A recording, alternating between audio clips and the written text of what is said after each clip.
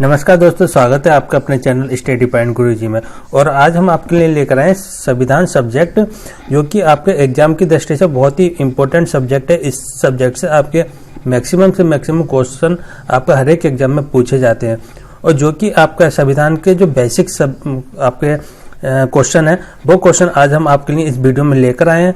और क्वेश्चन बहुत इंपॉर्टेंट है इस वीडियो में, तो वीडियो को पूरा देखिएगा, इसकी बिल्कुल भी मत करिएगा, क्योंकि क्वेश्चन आप एग्जाम की दृष्टि से बहुत इंपॉर्टेंट क्वेश्चन आज हम आपके लिए इस वीडियो में लेकर आए हैं। और आइए चलते हैं अपने क्वेश्चन की तरफ।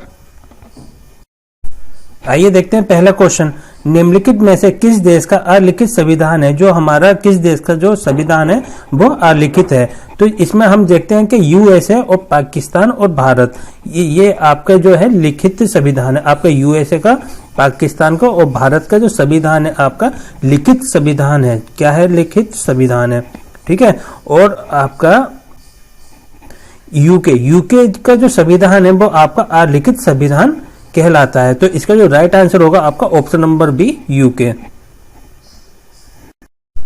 आइए देखते हैं नेक्स्ट क्वेश्चन, प्रथम केंद्रीय विधानसभा का गठन कब किया गया? जो आपका प्रथम केंद्रीय विधानसभा का गठन किया गया है वो किस सन में किया गया है? तो इसका जो राइट आंसर होगा आपका ऑप्शन नंबर सी, 1921। 1921 में आपका प्रथम केंद्रीय विधानसभा का गठन किया गया है, जो कि आपका भारत सरकार अधिनियम 1919 के तहत आपका प्रथम केंद्रीय विधानसभा का गठन 1921 में किया गया था।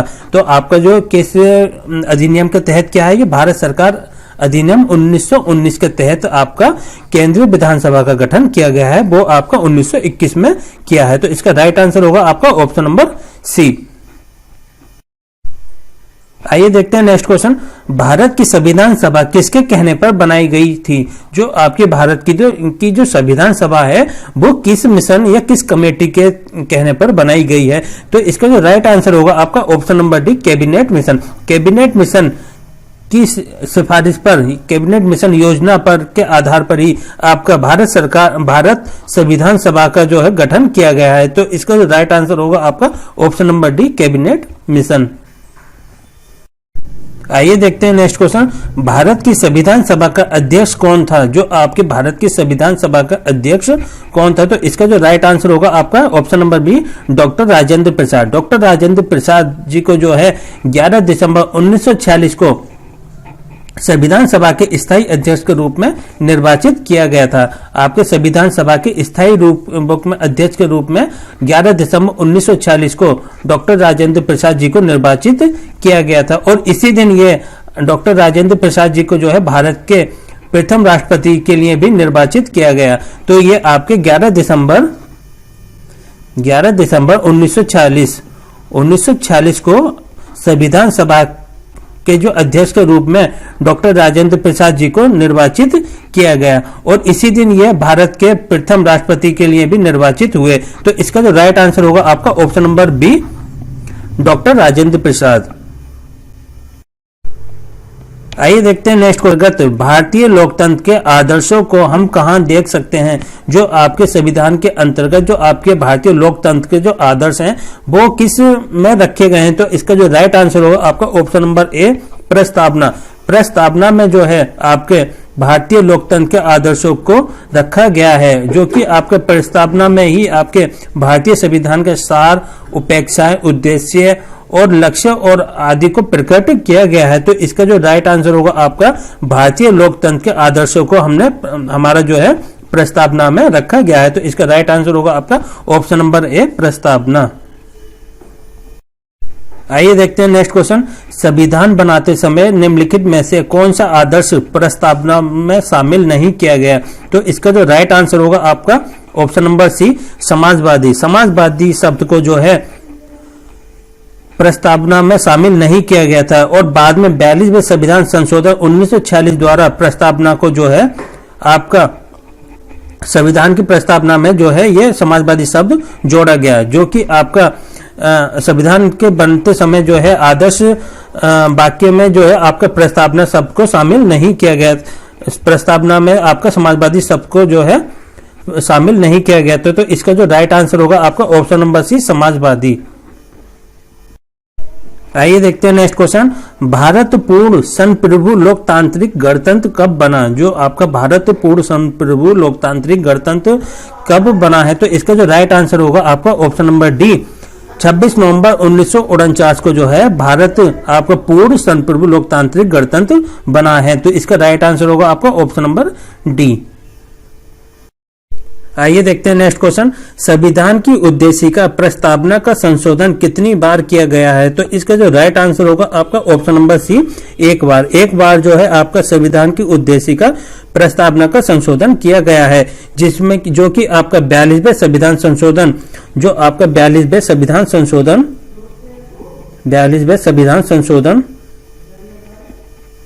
1976 के द्वारा किया गया था, जिसमें आपके उद्देशिका में समाजवाद,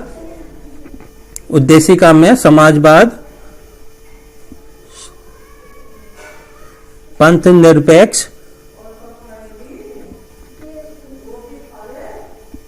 निरपेक्ष और अखंडता शब्द को जोड़ा गया। तो संविधान की जो उद्देशिका प्रस्तावना का जो संशोधन किया गया है वो सिर्फ एक बार किया है, 42वें संविधान संशोधन के द्वारा 1976 में, जो जिसमें कि आपका उद्देशिका में समाजवाद, पंथ निरपेक्ष एवं अखंडता शब्द जोड़े गए हैं। तो इसका जो राइट आंसर होगा आपका ऑप्शन नंबर सी। आइए देखते हैं नेक्स्ट क्वेश्चन। संविधान के निर्माताओं के मनोभाव और आदर्श प्रतिबिंबित होते हैं। जो आपके संविधान के जो निर्माताओं के मनोभाव और आदर्श प्रतिबिंब होते हैं, तो इसका जो राइट आंसर होगा आपका उद्देशिका में ही आपका संविधान के निर्माताओं की जो मनोभाव और आदर्श प्रतिबिंब होते हैं। तो इसका राइट आंसर होगा आपका ऑप्शन नंबर सी, उद्देशिका में। आइए देखते हैं नेक्स्ट क्वेश्चन। भारत के संविधान में भारत को किस रूप में वर्णित किया गया है? जो आपके भारत के संविधान में भारत को किस रूप में वर्णित किया गया है? तो इसका जो राइट आंसर होगा आपका ऑप्शन नंबर सी, राज्यों का संघ में ही भारत को वर्णित किया गया है भारत के संविधान में। जो कि आपका संविधान के भाग 1, जो आपका संविधान के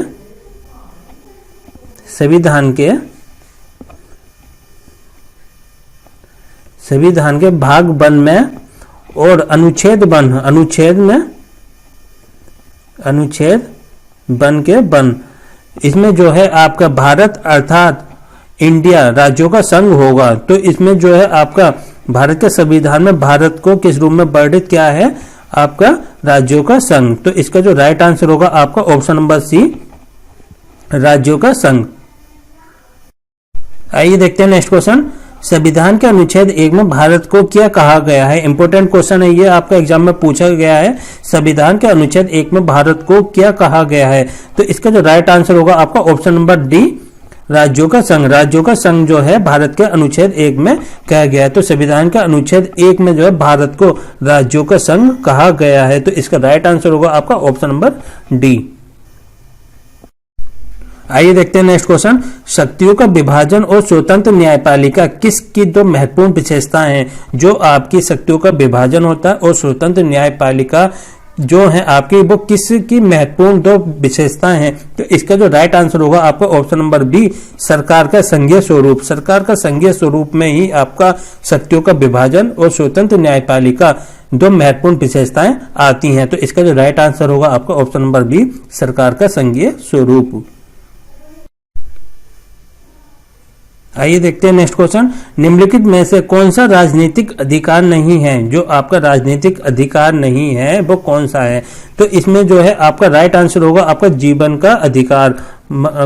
का अधिकार या मौलिक अधिकार जो है आपका राजनीतिक अधिकार नहीं है। जो कि आपका ये जीवन का अधिकार, मौलिक अधिकार जो अनुच्छेद 21 के अंतर्गत आता है, आर्टिकल 21 के अंतर्गत आपका आता है। कौन सा जीवन का अधिकार या मौलिक अधिकार आपका आर्टिकल 21 के अंतर्गत आता है। इसमें क्या है आपका प्राण और दैहिक स्वतंत्रता के लिए संरक्षण, प्राण और दैहिक स्वतंत्रता के लिए संरक्षण के बारे में बताया गया है आर्टिकल 21 में, जो कि आपका मौलिक अधिकार के अंतर्गत आता है। तो इसमें जो है आपका राइट आंसर होगा ऑप्शन नंबर बी, जीवन का अधिकार और मौलिक अधिकार जो है आपका राजनीतिक अधिकार नहीं है। तो इसका राइट आंसर होगा आपका ऑप्शन नंबर बी।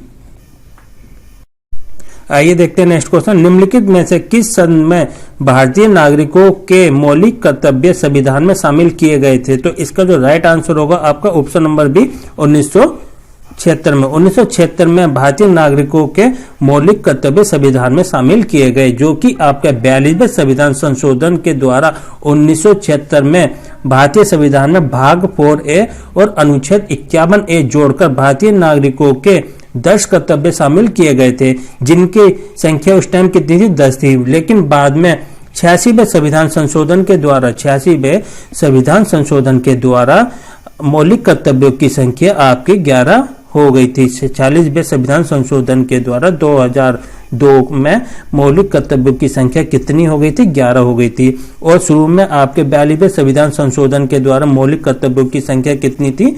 10 थी। ठीक है, बाद में आपके 86वें संविधान संशोधन 2002 के द्वारा मौलिक कर्तव्यों की संख्या कितनी हो गई थी? 11 हो गई थी।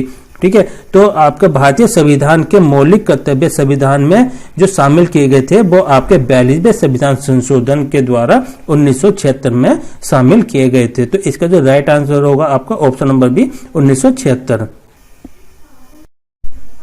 आइए देखते हैं नेक्स्ट क्वेश्चन। भारतीय संविधान लागू हुआ, जो आपका भारतीय संविधान किस सन में लागू हुआ है? तो इसका जो राइट आंसर होगा आपका ऑप्शन नंबर ए 26 जनवरी 1950 को भारतीय संविधान लागू हुआ था। तो इसका राइट आंसर होगा आपका ऑप्शन नंबर ए 26 जनवरी 1950।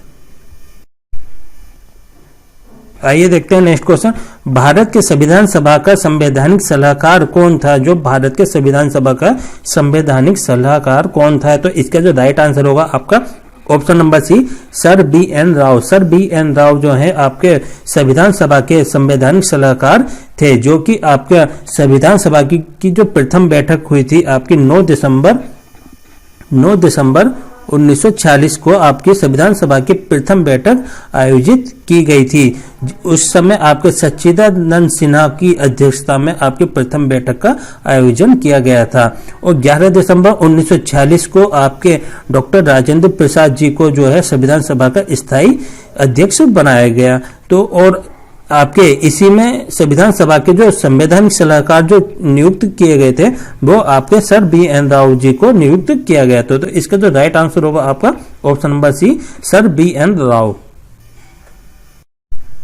आइए देखते हैं नेक्स्ट क्वेश्चन। सरकार की नियम प्रणालियों में से किसमें द्विसदन पद्धति एक अनिवार्य लक्षण है? जो आपकी सरकार के नियम प्रणालियों में किसमें द्विसदन पद्धति एक अनिवार्य लक्षण है? तो इसका जो राइट आंसर होगा आपका ऑप्शन नंबर सी संघीय प्रणाली। संघीय प्रणाली में ही आपकी द्विपद्धति एक अनिवार्य लक्षण है, जो कि आपकी संघीय प्रणाली में केंद्रीय विधायिका 2 सदन वाली होती है। केंद्रीय विधायिका कौन सी?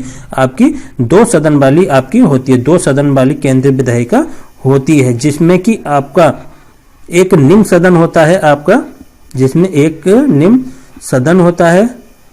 केंद्रीय विधायिका में एक निम्न सदन होता है, और निम्न सदन का जो कार्य होता है वो आपका होता है जनता का प्रतिनिधित्व करना। जो आपका निम्न सदन का जो कार्य होता है वो क्या होता है? आपका निम्न सदन का कार्य होता है जनता का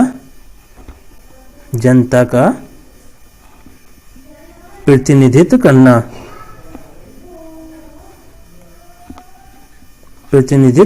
निम्न सदन का कार्य होता है जनता का प्रतिनिधित्व करना। और एक आपका होता है उच्च सदन। उच्च सदन का जो कार्य होता है वो आपका होता है प्रांतों का प्रतिनिधित्व करना। उच्च सदन का कार्य होता है आपका प्रांतों का प्रतिनिधित्व करना। तो इसका जो राइट आंसर होगा आपका ऑप्शन नंबर सी संघीय प्रणाली।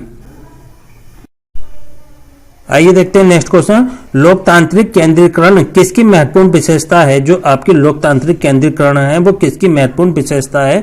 तो इसका जो राइट आंसर होगा आपका ऑप्शन नंबर सी समाजवादी राज्य। समाजवादी राज्य की लोकतांत्रिक केंद्रीकरण जो है एक विशेषता मानी जाती है। तो इसका जो राइट आंसर होगा आपका ऑप्शन नंबर सी। आइए देखते हैं नेक्स्ट क्वेश्चन। निम्न में से कौन सा संशोधन अधिनियम मिनी संविधान कहलाता है? जो बहुत इंपॉर्टेंट क्वेश्चन है आपका एग्जाम की दृष्टि से।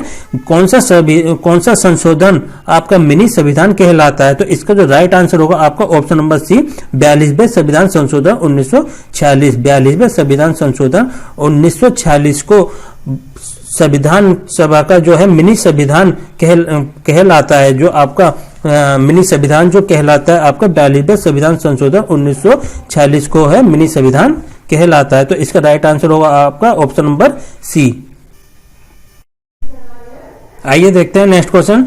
भारत में एकल नागरिकता की अवधारणा अपनाई गई है, वो किस देश से अपनाई गई है? तो इसका जो राइट आंसर होगा आपका option number A England. England से भारत की एकल नागरिकता की अवधारणा अपनाई गई है। इसका राइट आंसर होगा आपका ऑप्शन नंबर ए।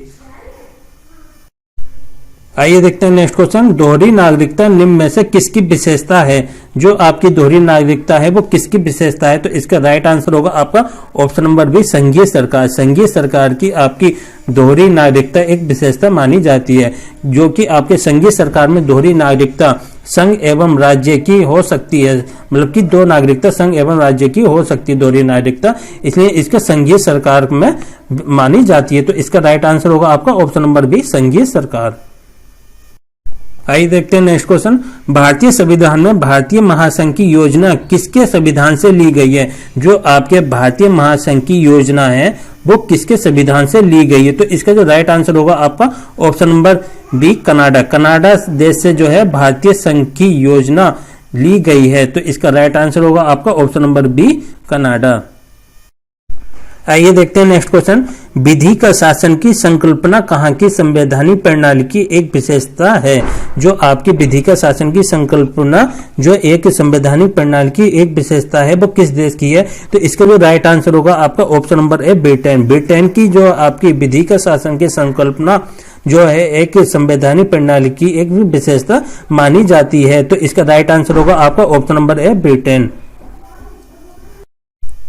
आइए देखते हैं नेक्स्ट क्वेश्चन। भारत के संविधान का निर्माता किसे माना जाता है? जो आपके भारत के संविधान का जो निर्माता है वो किसको माना जाता है? तो इसका राइट आंसर होगा आपका option number B doctor B R Ambedkar. Doctor B R Ambedkar ji को जो है भारत के संविधान का निर्माता माना जाता है। डॉक्टर बी आर अम्बेडकर जो थे आपके संविधान सभा के प्रारूप समिति के अध्यक्ष भी थे। आपके प्रारूप समिति के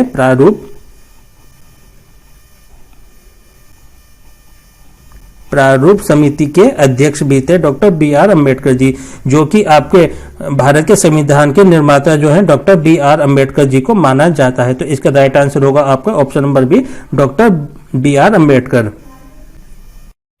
आइए देखते हैं नेक्स्ट क्वेश्चन। हमारे संविधान में न्यायिक समीक्षा की धारणा किस देश के संविधान से ली गई है? जो आपके न्यायिक समीक्षा की जो धारणा है वो संविधान में किस देश के संविधान से ली गई है? तो इसका जो राइट आंसर होगा आपका option number B USA. USA से जो है न्यायिक समीक्षा की धारणा ली गई है। तो इसका राइट आंसर होगा आपका ऑप्शन नंबर बी यूएसए। आइए देखते हैं नेक्स्ट क्वेश्चन। विश्व में सबसे बड़ा संविधान किस देश का संविधान है? जो आपका विश्व में सबसे बड़ा संविधान माना जाता है वो किस देश का संविधान है? तो इसका जो राइट आंसर होगा आपका option number A Bharat. Bharat का जो संविधान है विश्व में सबसे बड़ा संविधान माना जाता है, क्योंकि भारत का संविधान एक लिखित संविधान है। भारत का संविधान कैसा है? लिखित संविधान है, जिसमें कि 995 अनुच्छेद और 12 अनुसूचियां हैं, जिसमें 995 कितने आर्टिकल हैं और 12 अनुसूचियां हैं, जो कि आपका भारत का संविधान कैसा है? लिखित संविधान है। कैसा संविधान है भारत का? लिखित संविधान है भारत का, और विश्व में सबसे बड़ा संविधान भारत का संविधान कहलाता है। तो इसका जो राइट आंसर होगा आपका ऑप्शन नंबर ए भारत। आइए देखते हैं नेक्स्ट क्वेश्चन। संघ संघीय सूची में कितनी विषय हैं? जो आपके भारतीय संविधान में संघ संघीय सूची है उसमें कितने विषय हैं? तो इसका जो राइट आंसर होगा आपका ऑप्शन नंबर सी 97। 97 जो है आपके संघ संघीय सूची में विषय हैं, जो कि आपका ये सूची जो है संविधान की 7वीं अनुसूची के अंतर्गत आती हैं। जो आपके संविधान के अनुसूची है 7वीं अनुसूची जो है आपके 7वीं अनुसूची के अंतर्गत आपके संघ संघीय सूची आती है, जिसमें कि आपका संघ संघीय सूची, राज्य सूची और समवर्ती सूची 3 सूचियां उसमें मौजूद हैं। कौन कौन सी है? संघ सूची और राज्य सूची, समवर्ती सूची, जिसमें कि आपकी संघ सूची में 97 सूची विषय हैं, 97 विषय हैं संघ सूची में। और राज्य सूची में कितने हैं? राज्य सूची में आपके हैं 66 और समवर्ती सूची में आपके 47। ये समवर्ती सूची में आपके 47 विषय, राज्य सूची में आपके 66 विषय और संघीय सूची में आपके 97 विषय।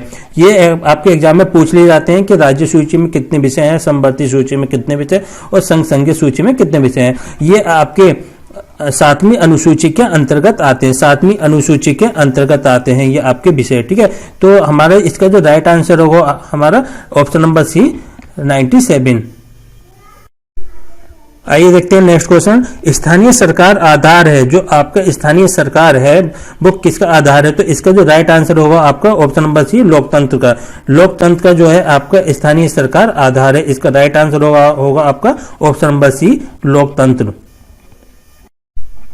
आइए देखते हैं नेक्स्ट क्वेश्चन। स्वतंत्र भारत में निम्नलिखित में से कौन सी प्रणाली लोकतंत्र के वास्तविक आधार के ही विपरीत मानी जाती है? जो आपके लोकतंत्र के जो वास्तविक आधार के विपरीत मानी जाती है स्वतंत्र भारत में, वो कौन सी लोकतंत्र की प्रणाली है? तो इसका जो राइट आंसर होगा आपका ऑप्शन नंबर सी जाति व्यवस्था। जाति व्यवस्था को है स्वतंत्र भारत में आपके लोकतंत्र के वास्तविक आधार के ही विपरीत माना जाता है। तो इसका जो राइट आंसर होगा आपका ऑप्शन नंबर सी जाति व्यवस्था। आइए देखते हैं नेक्स्ट क्वेश्चन। लोकतांत्रिक प्रणाली के लिए निम्न में से कौन सा तत्व आवश्यक है? जो आपकी भारत की लोकतांत्रिक प्रणाली है उसके लिए कौन सा तत्व आवश्यक है? तो इसका जो आपका देखिए स्वतंत्र एवं निष्पक्ष चुनाव, ये भी आपका सही है। अवसर की समानता भी सही है। अधिकारों का संरक्षण और इसका ऑप्शन नंबर डी उपयुक्त सभी। तो इसका जो राइट आंसर होगा आपका ऑप्शन नंबर डी उपयुक्त सभी। लोकतांत्रिक प्रणाली के लिए कौन सा तत्व आवश्यक है? तो स्वतंत्र एवं निष्पक्ष चुनाव, अवसर की समानता, अधिकारों का संरक्षण, ये सभी तत्व जो है लोकतांत्रिक प्रणाली के लिए अधिक महत्वपूर्ण माने जाते हैं। तो इसलिए इसका जो राइट आंसर होगा आपका ऑप्शन नंबर डी उपयुक्त सभी। आपको हमारी वीडियो कैसी लगी प्लीज हमें कमेंट करके जरूर बताइएगा और हमारे चैनल को सब्सक्राइब कर लिएगा और वीडियो को अधिक से अधिक शेयर करना एंड लाइक करना।